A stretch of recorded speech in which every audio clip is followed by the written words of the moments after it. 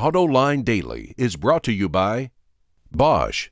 The number of clean diesel models in North America will double by 2014. Bosch Clean Diesel. Good, clean, fun. Bridgestone. Your journey, our passion. Dow Automotive Systems.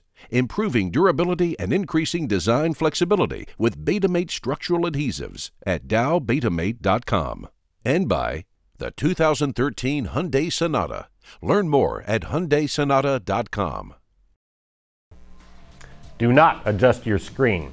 Your eyes are not playing tricks on you. I'm Todd Lassa from Motor Trend, filling in for John, who is still out of the office. Welcome to another episode of Autoline Daily. It's Tuesday, August 21st, 2012, and here are the latest headlines. Driving a minivan in the U.S. can come with a bit of a stigma, but that's not the case in China. According to Bloomberg, one of the most popular vehicles among executives in the country is the Buick GL8 minivan. They like the extra room to seat several passengers, which allows them to conduct business. Sales of the GL8 were up close to 68% last year, despite it selling for up to $61,000. Overall, the minivan segment is expected to grow 13% in China this year.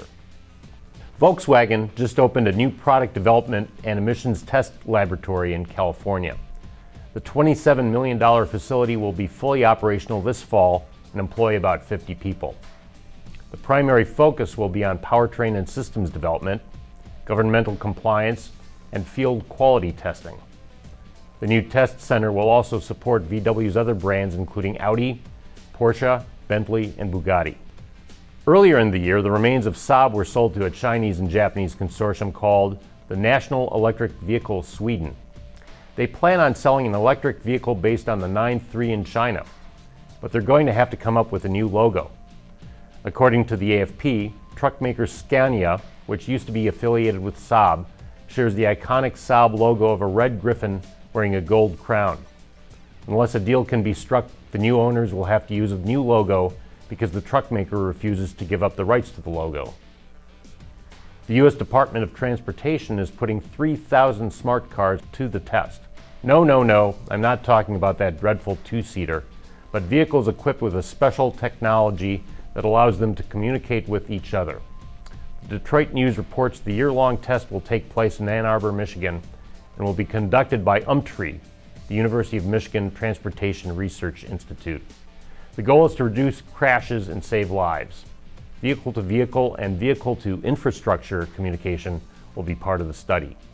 Yesterday, Honda kicked off production of the redesigned 2013 Accord at its plant in Marysville, Ohio. This is the company's 30th year manufacturing vehicles in the United States. They're heralding the 9th generation Accord as a big advancement in the sedan segment, calling it a total redesign of the vehicle. That may be the case, but the styling screams low-cost refresh. That opinion is based on photos Honda has released of the car. We'll know more about it within a couple of days. Challenging Mazda's Sky Active technology for the Most Ridiculous Name Award, the car will feature Honda's new Earth Dreams powertrain series. What does that mean? Well, the base 4-cylinder engine gets direct fuel injection and can be paired with a continuously variable transmission. The optional V6 is offered with a new 6-speed automatic gearbox. Let's hope the car drives better than it looks. Competition in the mid-size sedan segment is tougher than ever. In somewhat related news, the 1994 Honda Accord was the most frequently stolen vehicle in the United States last year. That statistic comes from the National Insurance Crime Bureau. More than 7,500 of these 17-year-old cars were stolen in 2011. Are Americans as car crazy as everyone thinks? Find out after the break. You know why I pulled you over, ma'am? I need you to recalibrate the Doppler shift on the return signal. Radar's on the frisk. Do Sonata drivers know something you don't? The Sonata from Hyundai. Americans love their cars.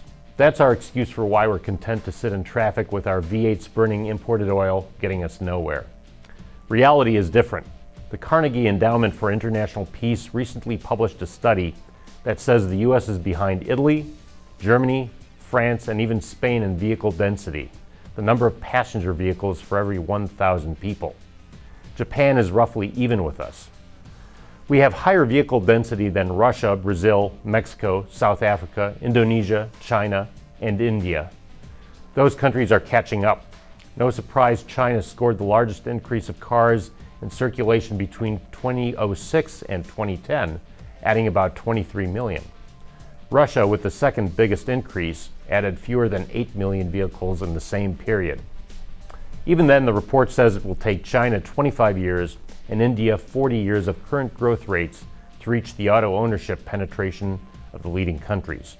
The report says this measures the size of the middle class and the income disparities in each of these advanced and emerging countries.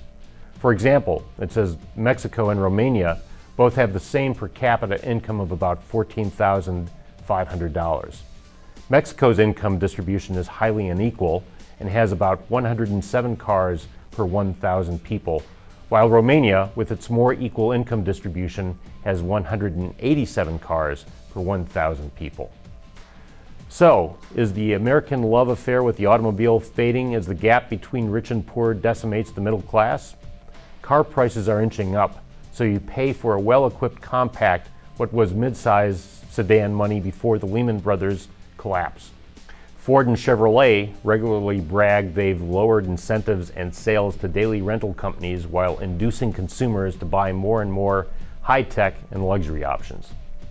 Ford, the brand that put America on wheels, sells compact Focus titaniums with stickers of $26,000 on up. The study also says luxury cars have their biggest market share in Germany, of course, where Audi, BMW, Mercedes-Benz, and Lexus account for 26.6% of its sales. They make up 21.5% of sales in South Africa. The US is next at 9.6%, while in the BRIC countries, they're 0.7% in Brazil, 3.8% in Russia, 0.8% in India, and 2.8% in China. Notice that Cadillac and Lincoln are missing among the list of luxury brands. Cadillac has the most aggressive product assault planned among GM's brands for the next 3 years because luxury is where the consumers are. What does this mean for our love affair with the automobile? It seems to me that while the middle class shrinks in America, automakers are using price and option creep to make brand new cars luxury items again, like they were in the days before the Ford Model T. And that's the exciting conclusion of this installment of Autoline Daily. Again, I'm Todd Lassa from Motor Trend. Thanks for watching, and I'll see you next time.